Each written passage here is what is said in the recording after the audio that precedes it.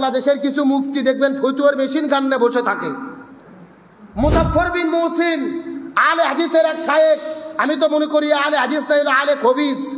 এ বলেছে যে ইরান আর আমেরিকা যুদ্ধ হচ্ছে, বলতেছে দুই কুত্তই মারামারি লাগছে।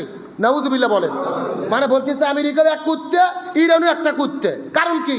বলতেছে ইরান হলো শিয়া, আর আয়াতুল্লাহ খামিনি যদি মারা যায়, বলতেছে ও আয়াতুল্লাহ খামিনি না, ও হলো আয়াতুল শয়তান। নাউজুবিল্লাহ বলেন। মানে খামিনিকে বলতেছে শয়তান।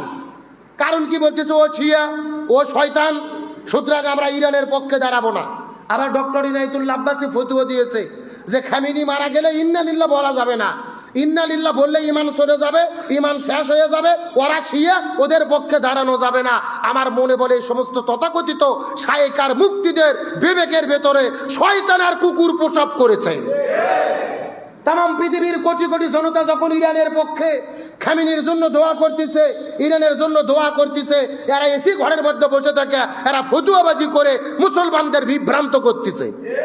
ভালো করে বোঝেন ইমানদার মুসলমান হিসেবে আমাদের আকীদা পরিষ্কার করতে হবে। শিয়াদের আকীদা ভ্রান্ত। তারা এমন কিছু বিশ্বাস করে যেটা আহলে সুন্নাত ওয়াল জামাত হিসেবে আমরা বিশ্বাস করি না, আমরা মেনে নেই না। তবে একটা কথা মনে রাখতে হবে, ইরান কে যে আমেরিকা হামলা করেছে, ইসরায়েল হামলা করেছে, ইরানের কি কোনো অপরাধ আছে? একটা অপরাধ। সেই অপরাধটা কি জানেন? ইরান ফিলিস্তিনের মুসলমানদের পক্ষে দাঁড়িয়ে যুদ্ধ করেছে। এখন বলেন তো ফিলিস্তিনেরা শিয়া না সুন্নি? সুন্নি। জোরে বলেন কি? তাহলে ফিলিস্তিনের মুসলমান ভাইরা সুন্নি। তাম পৃথিবীর 56টা মুসলমান সুন্নি দেশ, তারা ফিলিস্তিনের পক্ষে দাঁড়ালো না, অথচ শিয়া ফিলিস্তিনের পক্ষে দাঁড়ানোর কারণে হামলার শিকার হলো, তাদের নেতাকে হারালো, তাদের দেশ ধ্বংস হয়ে গেল, বিল্ডিং ধ্বংস হলো, অর্থনৈতিক অবরোধ আসলো। তাম পৃথিবীর সুন্নি দেশগুলো মুখে কুলুপ দিয়ে বসে আছে, শিয়া তাদের পক্ষে যুদ্ধ করতেছে।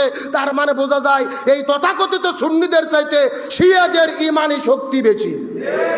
আগে জায়গাটা ভালো করে বোঝেন। ফিলিস্তিনের পক্ষে দাঁড়ানোর জন্য তাদের উপরে হামলা। শিয়াদের ভ্রান্ত আকীদা নিয়ে আমাদের কোনো আপোষ নাই।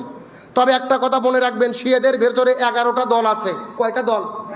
11টা শাখার ভেতরে কেউ কেউ মনে করে যে হযরত আলী রাদিয়াল্লাহু তাআলা নবী হওয়ার কথা ছিল, কিন্তু জিবরাইল আলাইহিস সালাম ভুল করে কোরআনের ওহী আলীর কাছে না এনে রাসূলের কাছে নিয়ে গেছে। নাউজুবিল্লাহ বলেন।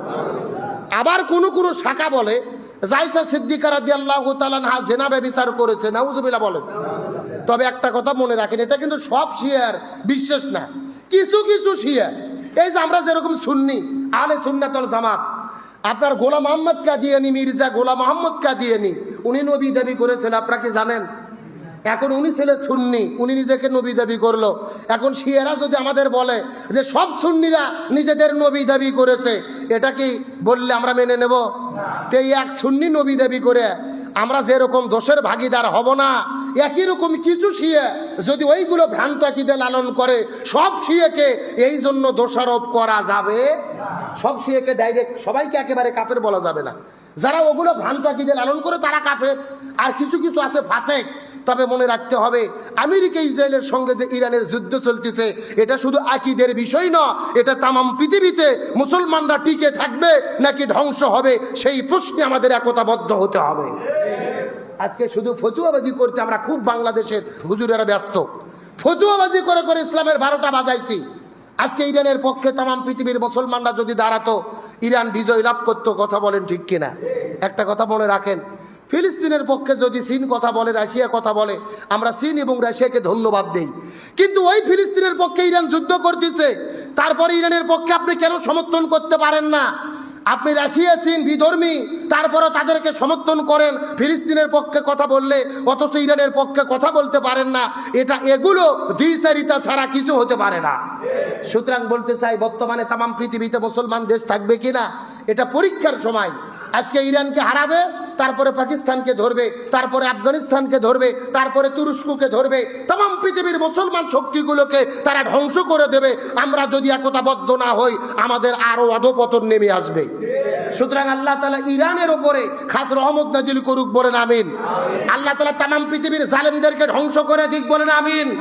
আল্লাহ তাআলা ইমানদারদের ইমানের শক্তি হিম্মত বৃদ্ধি করে দিক, বলেন আমিন। তাহলে বলতে চাচ্ছিলাম, যদি আল্লাহর ভয় কলিজার মধ্যে থাকে আর কোরআন দিয়ে যদি সমাজ চলে, ওই জমিনে রহমত বরকতের দরজা কে খুলে দেবেন?